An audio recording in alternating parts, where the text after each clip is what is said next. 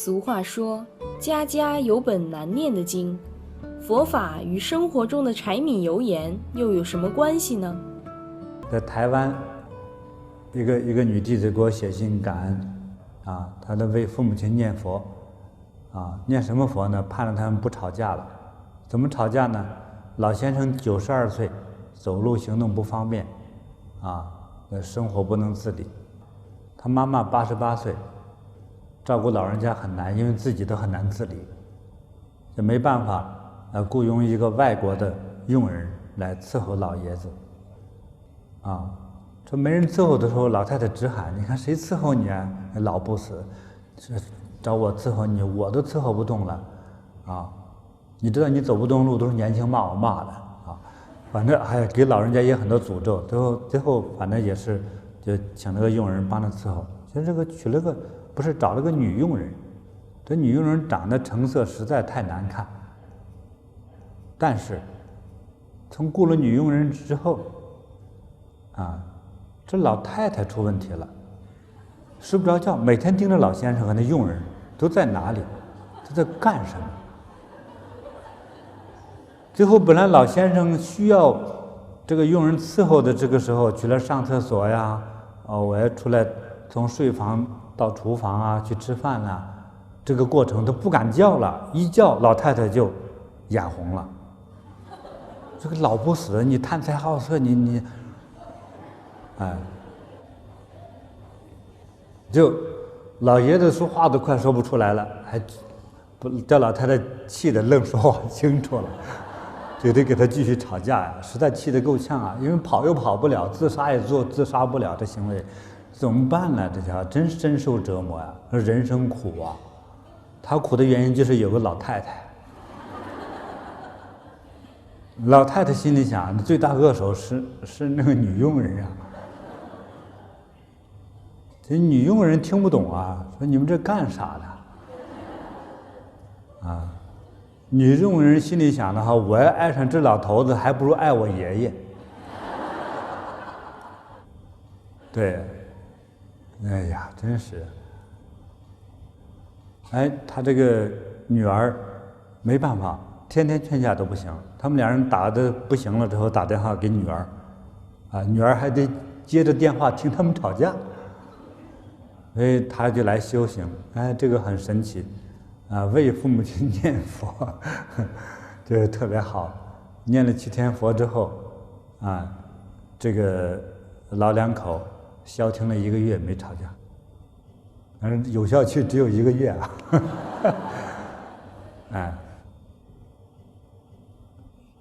所以觉得真灵验一个愿望一个愿望，在佛前念佛，为父母亲祈福。不求长寿，但求不吵架，特别灵验你可以为父母亲试一试谁家都有一摊的家务，谁家都有自己的烦恼。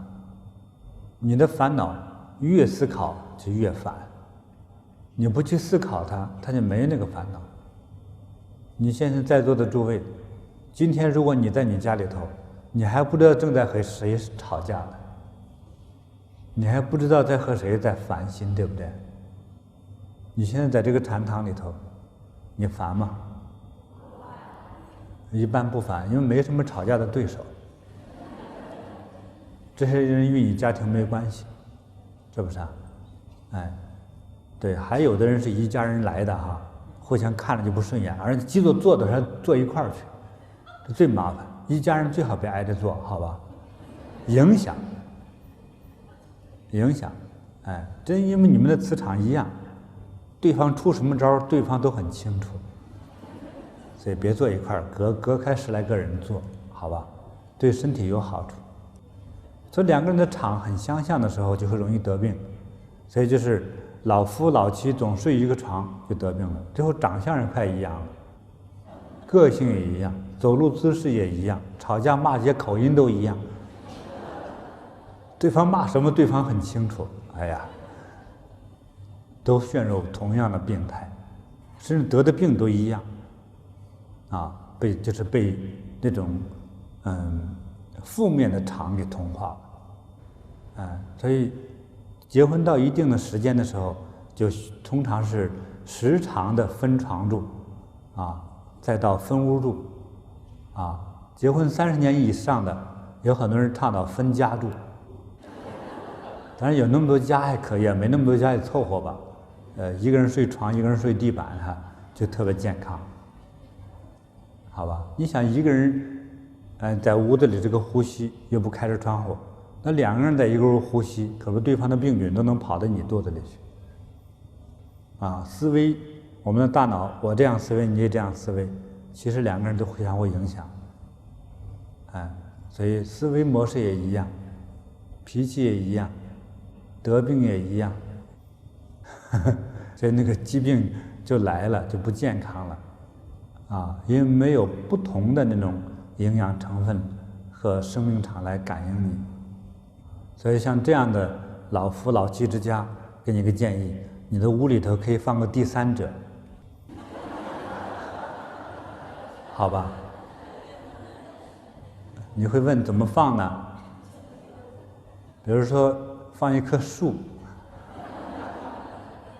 放1、2块石头，就是圆乎乎的鹅卵石，都会起到调整这个场的那个作用。一个小小建议了。放一棵树又不是人，你干啥他都没意见，而男女双方都对树没什么意见。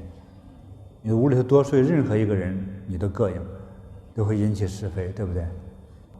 这个很多老夫老妻其实就是仇人转世就是岳飞和秦桧分到一个家庭了，因为上辈子你们俩互相陷害，就是因为因缘果报，2人的账没结清楚了，他今世继续结，结账的方法就让他俩变夫妻，这样谁也跑不了就继续打呀。说前世是刀兵相见，今世是嘴皮子相见，都想把对方给吃了，但是谁都不出狠招。生怕对方失去了之后，没有人继续吵架了，所以在一起吵。那这样的因果原因呢，就是不懂得怎样做人，不惜福你想一想，你们夫妻一方如果遭到别人伤害的时候，你会同情吗？你会保护吗？如果会，那你吵什么呢？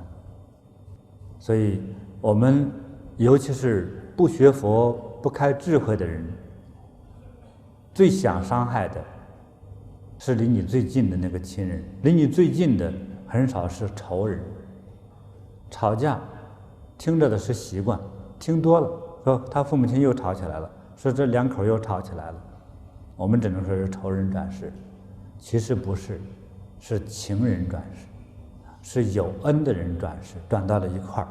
可是不懂得珍惜不懂得感恩对方给自己的好处，恶言相向，揭对方的短处，揭对方的伤疤，只能是因爱走到一起，变成敌，变成恶，变成仇。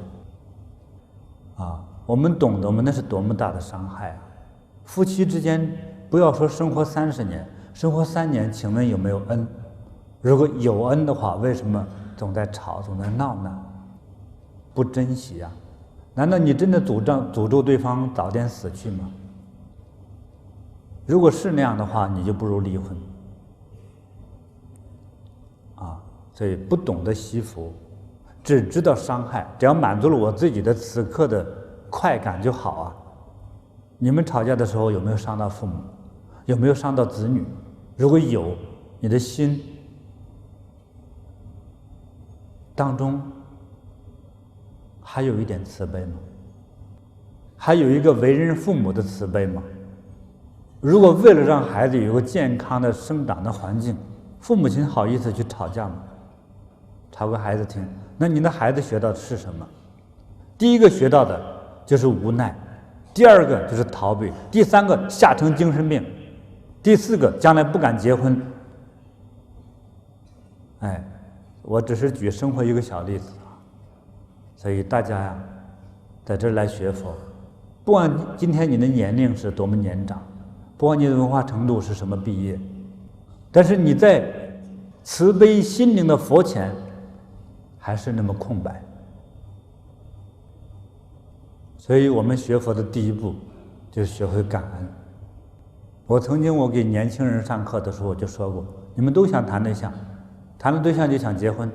有时候20岁小女孩就告诉我说，我要将来生3个宝宝啊，就是好啊，你有没有做好一个为人父母的心理准备？你有什么资格去生孩子？身体的能力你可以生，但是你会教化吗？你懂得同情吗？你懂得宽容吗？你懂得尊重吗？你懂得一份因为爱的坚持吗？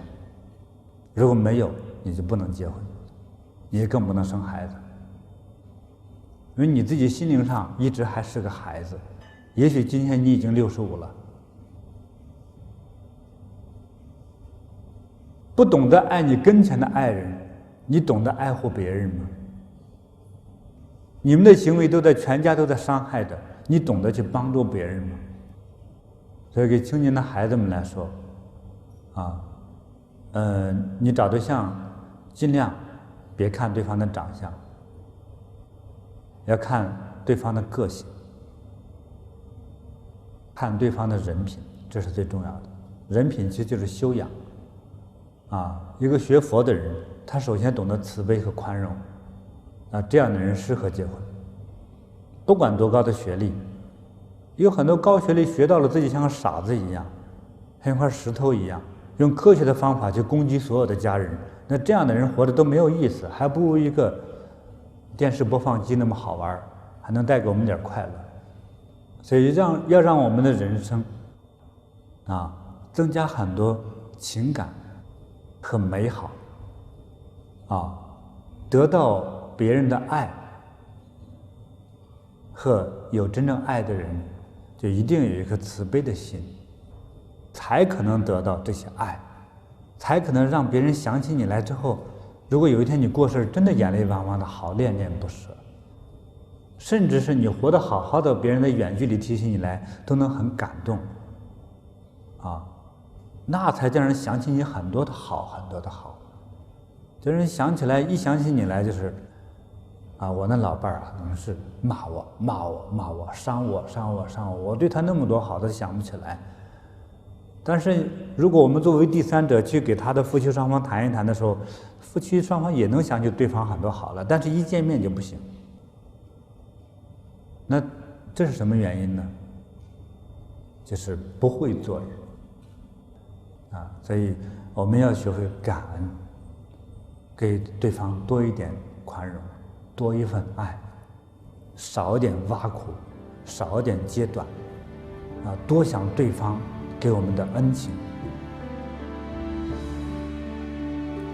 学会理解，学会宽容，学会感恩，是走向幸福、走向清净美好人生的第一步。付出什么得到什么呀？付出爱得到爱，付出慈悲得到关怀，得到众人对你的爱。付出的伤害一定就是既伤对方又伤自己啊！就这么简单的道理，我们多少人不懂啊？90岁还在吵。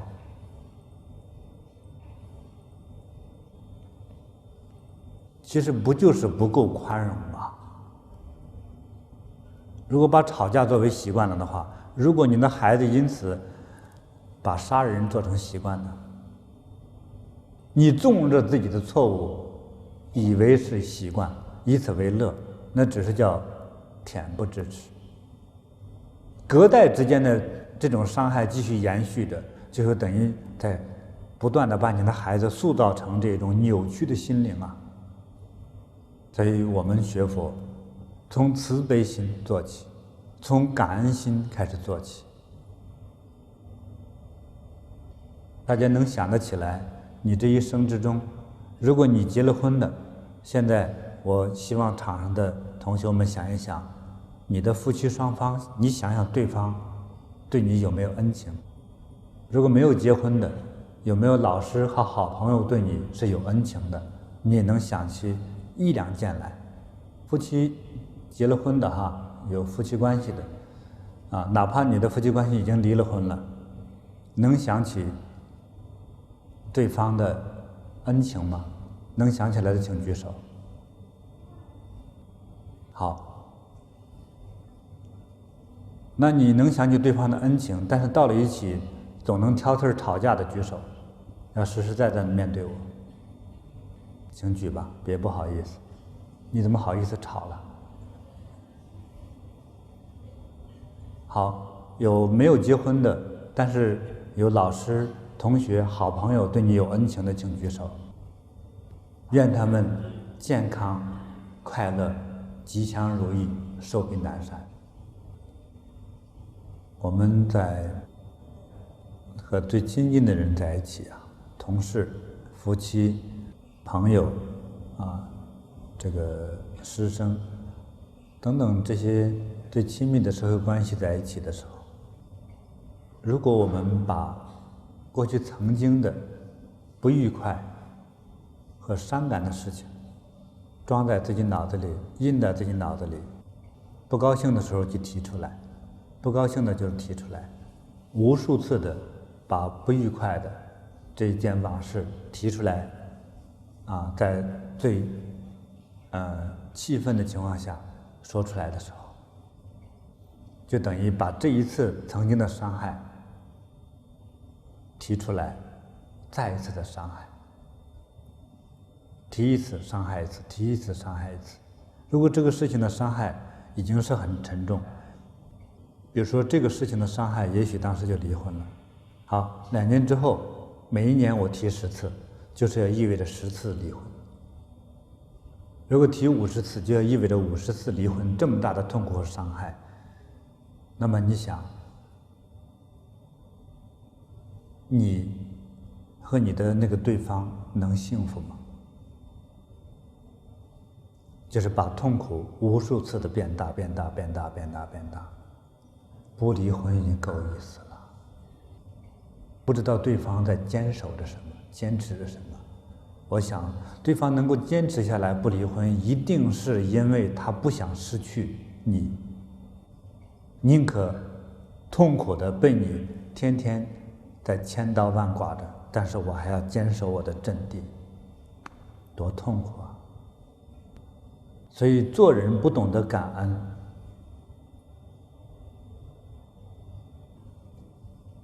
这是最大的犯罪。因为让自己痛苦，让别人痛苦，让孩子痛苦，让长老的父母亲痛苦啊！所以那个伤害不仅仅是2人之间，是整个一个家庭团体，乃到和你的亲戚朋友之间都在伤害着。大家一碰到你这个问题，大家都不敢提，都很痛苦，听着都很痛苦所以提醒大家不要揭伤疤，伤疤揭一次痛一次，揭一次痛一次痛一次伤一次，痛一次伤一次。有些痛像死一样那样痛，为什么一次又一次的揭呢？我们学佛就要把这个伤放在那里，忘掉它。但是我把你的恩情想一遍又一遍，想一遍又一遍，想一遍又一遍。虽然说你伤害过我，可是有一次我比如说别人伤害你了，或者撞到车了，我那么伺候你，我本来背不动你那么大的身体，我把你拖到医院去，我都快累断气了，但是我把你救过来了，觉得好幸福。对，多想一想这些恩情，就会想一次感恩一次，幸福一次，想一次感恩一次，幸福一次。那样的生活的氛围是幸福和感恩的，哪怕生活很艰苦，但是很幸福。学佛就要学会感恩，学佛一定要放弃报复、报仇之心，用慈悲之心，我们就要想到我们曾经接受过的好处、恩惠，忘掉对方的那些曾经给我的伤害，甚至是故意忘掉的，那才是真正的感恩。其实等于是会生活，就像你看这个人一样，你专找着他这个脸上有瑕疵那个点来说的时候，对方能快乐吗？曾经有弟子见我，最后说：“师父啊，我哭啊哭啊哭了半天，像死了妈一样。”我说：“别哭了，你有什么悲伤的事情啊？”师父，你怎么变那么老啊？我就不好意思说啊，谢谢，我还不是很老，不是很老。我心里话，你比我变更老啊。这玉胜还曾经在中国广东的时候，师父啊，你长得真帅，如果你是双眼皮就会更好看一些啊。我那时候年轻，我说你找揍啊，啊，对，那不就是伤害吗？当然说我没有事啊，我是一个承受力极强的，我的自尊心不是因为长相啊，我根本长相的概念我根本不在乎自己啊。那换个人呢，换个事呢？你不可以总去找着那个不该说的话去说，啊，这种不会说话的人比比皆是，就是其实那个心没有打开，叫感恩心没打开。那这样的人通常是他成长的环境是伤害，他全家人都不会说话，哪句话难听说哪一个，啊，所以后来我就走访了他们家人怎么生活的，一去了之后，哎，正吃饭，哎。他妈不认识我，但是他看我照片，啊，说是你们的师傅啊，师傅你吃不吃饭了？我就不能说刚到你们家第一次，你们正吃饭说我吃，啊，我说我吃了，啊，你们吃吧。其实我没有吃饭。最后他妈盛了一碗米饭，咣当就放到我跟前，吃吧，你不吃这饭也是坏了。哎，那我说我就故意往下逗啊，我说如果坏了呢？他说我不等坏了，我就喂了猪了。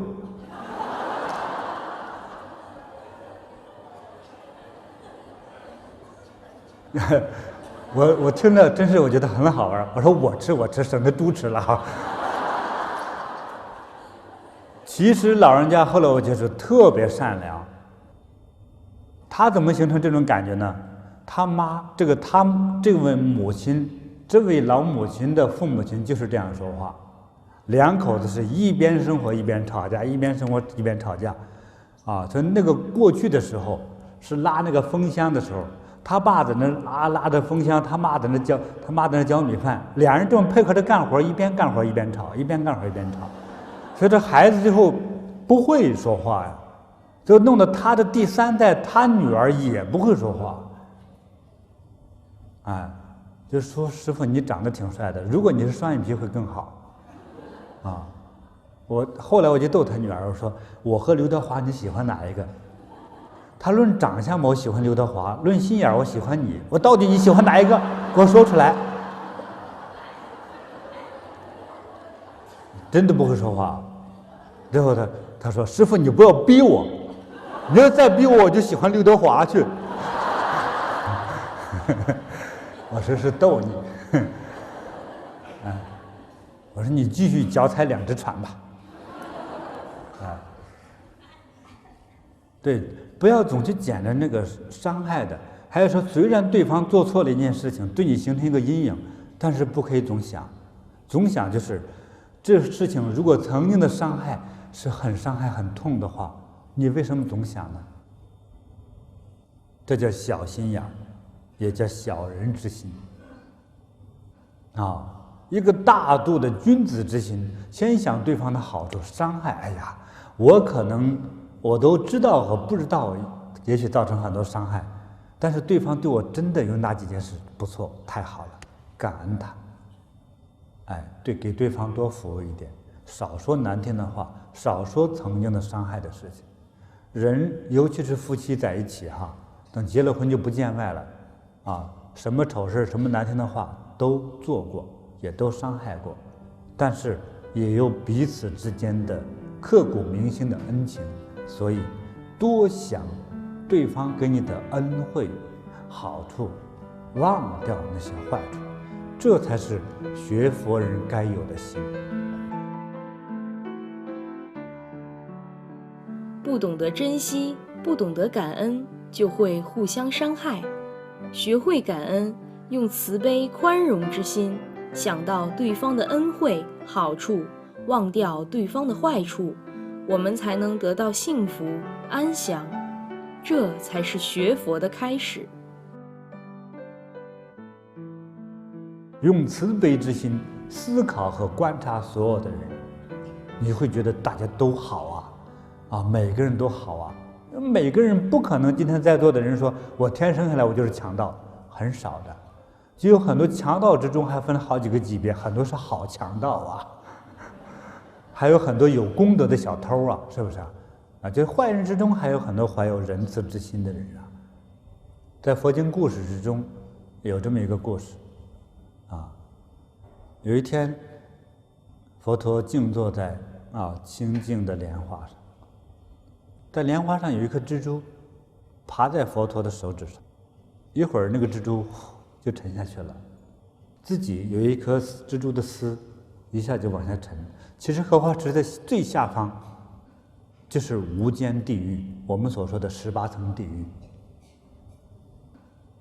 这个蜘蛛这时候沉下去一定有它的原因和一个特别的一个缘分，就佛陀一直往下看18层地狱，那个众生在那是永远不见天日，要吃饭，饭到眼前就变成火，就变成烧化的钢水，那怎么吃不见天日，所以一切苦都在那天天在那煎熬着，而且永远没出头之日。这个时候蜘蛛丝下去一定是一个大因缘在佛前是个蜘蛛丝，到了地狱就是一个救命的大缆绳，像船舶上那个大绳一样的救命的绳索，救命的通道。所以这个丝下去其实也是在佛的深层的那个慈悲心之中的一次给地狱众生的机会。所以蜘蛛就下去了，一个大缆绳。这一群这个大坏蛋恶魔正在地狱里头正在那受苦呢，有人都看到了，天堂上下来一个大绳都在那儿抢着往上爬。爬到最上头那个恶魔因为身体又好又快，他抓住之后就踹大家，踹，所以都要往上上的人头都给踹下去了。佛看了之后就流眼泪，给你机会。其实你要上来，众生跟着往上爬都能上来，但是第一个爬到绳子的恶魔就想，如果你们都上的话，这绳子不就断了吗？所以把你们踹下去，我才能上来。所以他就把别人都踹下去了。佛陀眼泪掉下去，绳子就断了，你们继续受苦所以我看到这个故事之后在佛前祈请，能不能再试一次，看有没有这个恶魔有一点点慈悲心的第二次的时候，另外一个恶魔就是因为前头曾经有过这么一次机会他们在那待了几千年了，都有这么一个机会，有这么个大绳子下来，我们天天盯着上头。所以这个蜘蛛丝一下去之后，噌，他就窜上去了这个人只管往上爬，结果底下爬上来一串，佛陀一看爬差不多，就把他们全提上来，就净化他，这些人就得救了上来180个。说佛这是什么因缘呢？怎么这一次这个人上来他不去踹别人，他只管往上爬呢？这是什么机缘呢？佛陀就给我感应说，其实有一次我呢就是佛陀本人，我化成一个商人，行使在那一世度人的使命。所以有一次我带着我的那个商队，在路过一个原始森林的时候，就遇上了强盗。这个强盗领着他的喽啰兵，说把我们这一队商人全部杀光了。可是我呢，他说我自己呢是被人砍伤了之后倒在地上，你把腿砍伤了，躺在地上，是别人被砍死之后压在我的身上。而杀人的这一帮强盗呢，是过来说生怕说有一个留着活口会出卖他们，所以过了每个人身上捅几刀。这个恶魔这个头到了他这的时候，哎呀，说既然都死了，压在下头，我就不捅那一刀了吧，不管活是死的，我就不捅那一刀了吧。就在这样一个杀人如麻的这个恶魔手上，最后那一刹那有一点点一丝的怜悯之心。他没有说赶尽杀绝的那么一个极为恶劣的状态，所以才有此次逃离18层地狱的这样一个机缘呢。所以看佛陀的那个慈悲之心呢，我们就是要学习他，人家都能体会到那样一种对方在极大伤害之中，还手下有一丝留情的一种恩惠恩德，都要把它从18层地狱之中打捞出来。我们和我们的老师之间、同学之间、亲戚之间、夫妻之间、兄弟姐妹之间，难道那一点点恩情都没有吗？这是常念对方的恩德。对于作为学佛的弟子要这样，常念对方的恩德，我们才能快乐，我们才能安详。换个角度思考，说我就不这么想，我只想对方的恶劣，那你还能安详吗？你全身紧张，七窍生烟，血涌头顶，你不等于找病吗？在行头你找死吗？你想大气伤身啊，有多少人当场就气得休克到那儿去啊？有多少人生一场大病之后得一个癌症啊？所以只有用慈悲宽容之心呐，想到对方的好处，才能让自己平安，才能让自己祥和清净，才能带给别人祥和清净。我们中国人啊，老祖宗讲得很好，滴水之恩当以涌泉相报。我们不要说滴水之恩当以涌泉相报了，对方有恩情，我们少揭短，就算是不错的人。所以对方有坏处，但是我们能想到恩情，用慈悲的恩惠的方法来回报他，这样才能够叫化干戈为玉帛，才能化敌为友，才能使本来就应该恩爱的这种好朋友和家人、夫妻有情人等等，我们的关系才能变得密切、幸福、祥和所以好多的行为的伤害不是单独自己的，至少是给对方的，或者是全家人的。从时空上来讲有的就延续好久好久，延续可能300年。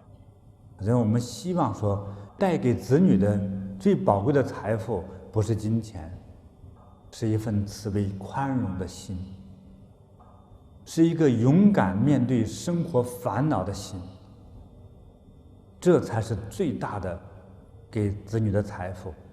那么有一个巨大的财富，就是给子女带去一份吉祥慈悲的功德，他们才能人生事业顺利，他们才能有更大的能量和动力，还有智慧，面对未来人生之中的一切烦恼和打击。所以感恩之心是我们这个班所有同修的入手之处。如果你听得懂了，如果觉得我讲的有道理，如果你的经常吵架的亲人，如果在这个场上，你能不能给他一份真诚的拥抱？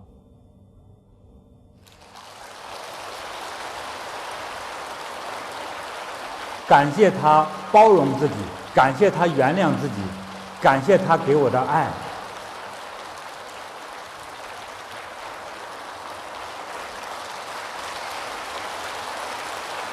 好，你打由衷的要向他说谢谢你，原谅我。把这句话要对着他，看着他的眼睛说。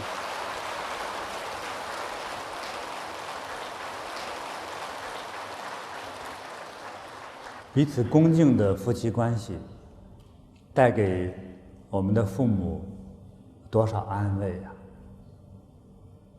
带给孩子多少幸福啊！带给自己多么快乐甜美啊！所以，真是我很敬佩、很感恩最伟大的佛陀，多智慧啊！他说，要想改变我们的命，是由我们的行为来决定啊！你自己，你制造着幸福，你制造着烦恼，甚至是制造着对立，就是制造着敌人。好多的敌人是我们自己制造出来的，好多的悲剧是自己慢慢的编出来的，把别人的悲剧变成自己的悲剧，让自己成为悲剧的主角。所以这一切的美好也好，恶劣也好，贫穷也好，富贵也好，这一切其实都是我们自己可以创造的，只是我们学习佛法的机会太少了，所以浪费着我们的时光。好多年前我就给大家说，我说其实学佛首先是生存之道，好多人说学佛生存之道，一直理解不了。当然是啊，就是生存的质量问题嘛。好活着、赖活着也都是活着，学佛就要学着怎样做一个更完美的一个人生，怎样成为一个最优秀、最吉祥的、最慈悲的，能带给别人幸福快乐的这样一个人，这就是真正的学佛。如果还理解不了，我再告诉你，佛法就是让众生离苦得乐才生出的佛法嘛，这就是释迦牟尼佛自己说的呀。所以我们都不会做人，能幸福吗？天天吵架能幸福吗？你天天你都做了很多好事，可是你不会说话，能让全家幸福吗？你不懂得尊重对方，你能幸福吗？作为儿媳妇，不尊重对方的父母，不尊重你的公公婆婆，你能幸福吗？作为女婿姑爷，你不尊重你的老丈人丈母娘，你能幸福吗？你的老婆不报复你吗？所以懂得尊重，怎么来的尊重啊？感恩，感念对方的恩情，懂得了感恩，才会懂得尊重，懂得尊重，才会幸福。是要这样子，学会去照顾别人，其实这就是感恩和慈悲心的体现，是有修养的体现。在一个有修行、有文明的这个环境里头，饭来了不是扑上去抢着吃，谁最早抢到，那是最快乐的，那才是低级。车来了，谁第一个跑上门去的，那其实是没修养。一个真正有修养的人，先照顾到别人的利益，那才是菩萨。所以刚才我和佛陀的对话的故事之中，还有最后一个爬上来的，他是怎么样？是抱着别人的腿往上，让人抓住那个绳子，这个最后一个爬上来的那位18层地狱者，在佛说，其实是我派去的地藏王菩萨在帮大家。在一个痛苦的黑暗的环境里头，能够让别人解脱，自己能牺牲了自己，也许爬不上去了，那才是真正的佛呀！所以菩提弟子都应该争做地藏王菩萨，那才叫伟大，那才叫感动。那么从现在开始，如果你的心灵上能够融化到这个场里来，能够听得懂我的语言的话，从现在开始，我们的疾病也就自动的就往外跑也许这一刹那之间，有些疾病就唰一下就没有了。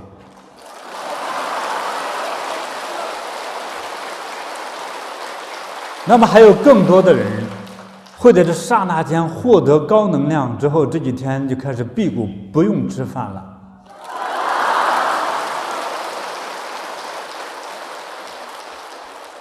让大家享受一下吃天食的感觉啊，不用吃人间的饭。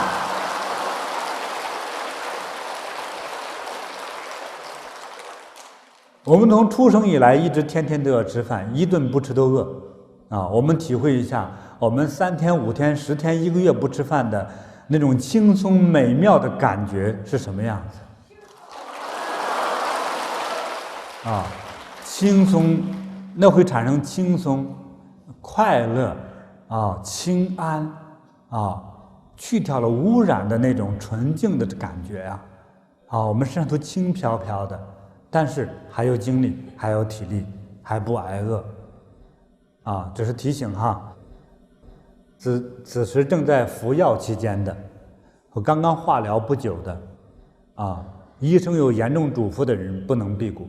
有辟谷的感觉可以少吃，但是不能断粮啊。我们是要以安全为主，生命安全为主啊，不能断粮，因为正在服药的啊，刚刚化疗的，你的身体素质啊被化疗的那个能量给伤害的太重了，所以这些人要吃饭啊，或者是你自己心里没有底，我吃还是不吃啊？那就选择吃啊。在辟谷期间真饿了，真吃啊，要这样子啊。那辟谷之后要开始开饭的时候呢，要开吃了之后，先喝水，先喝汤，再吃饭。一开始头3天还不能吃饱，这样才行，身体才能接受得了。否则，如果肚子里都是空的了，毒素又排光了，里面肠子都是扁的，你突然间吃上几个大面包，吃几个大馒头、干馒头，再吃上2个大烙饼，喝上2瓶水，就把你自己胀死了。所以在古代那个要饭的时候那个饥荒年代要饭的时候，连着吃3个干馒头，喝上1瓶水，人就撑死了，胃和肠都撑裂了。所以那个辟谷之后，我们的胃肠都是空的啊，所以要注意，重新吃饭的时候要吃流食，就是水、汤到稀饭，容易消化的。学佛的人要懂得去供养布施，就是给予的意思，而不要学的去得到拿来啊，这个2个是相反的啊。